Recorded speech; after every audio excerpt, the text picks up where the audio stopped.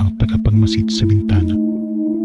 Si John ay palaging sanay na magpuyat, madalas mag-drawing o nakikinig ng podcast hanggang madaling araw.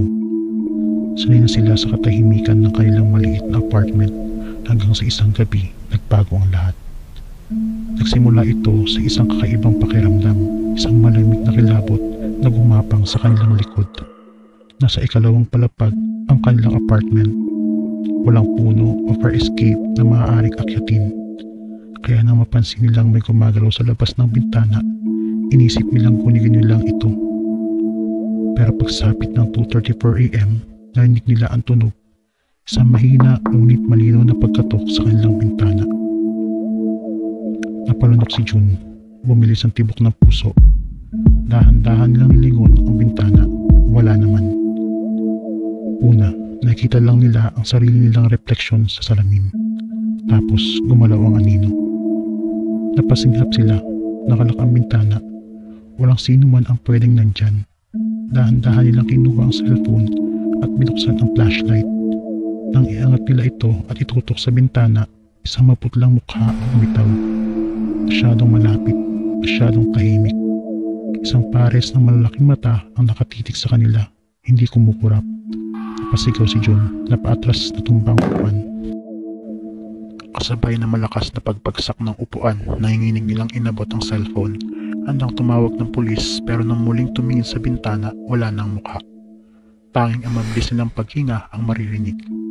Nanginginig nilang nilapitan ang bintana, nag-aalangan kung titingnan ba kung may tao sa labas. Nang halos nakadikit na ang mukha nila sa salamin, biglang tumigil ang mundo ni June. Ang tunog ay hindi galing sa bintana. Nanggaling ito sa pinto. May tao sa labas ng apartment nila.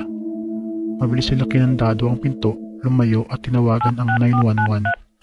Habang naghihintay ng sagot, isang malamig na hangin ang dumaan sa batok nila. Parang may nakatayo sa likod nila. Dahan-dahan nilang nilingon ang bintana at muntik nang mapasigaw.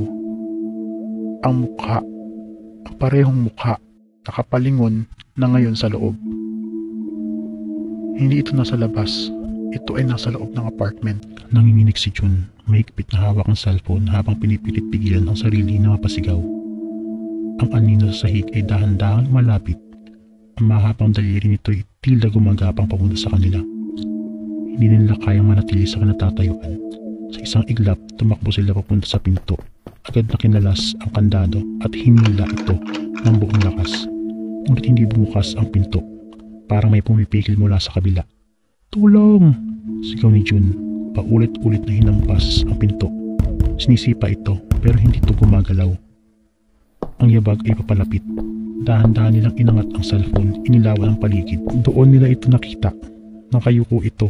Mahaba ang payat na katawan at may mga mata itong itim na parang butas. Ang bibig nito ay nakangiti ng hindi natural. Umaabot halos sa kabilang tenga. At nang magtagpo ang mga mata nila, bumukas ang pinto. Ngayon nag-isip si June. Tawag ko sila palabas. Sumisigaw, tinatakbo ang pasilyo ng apartment. Nagsisigaw sila para sa tulong. Kumakatok sa pinto ng mga kapitbahay. Ilang saglit pa, isang pinto ang bumukas. Si Mang Dado, isang matandang nakatira sa kabilang unit. Anong nangyayari? Tanong nito. Kita sa mukha ang pagkagulat. May tao sa loob. May... Napahinto si June.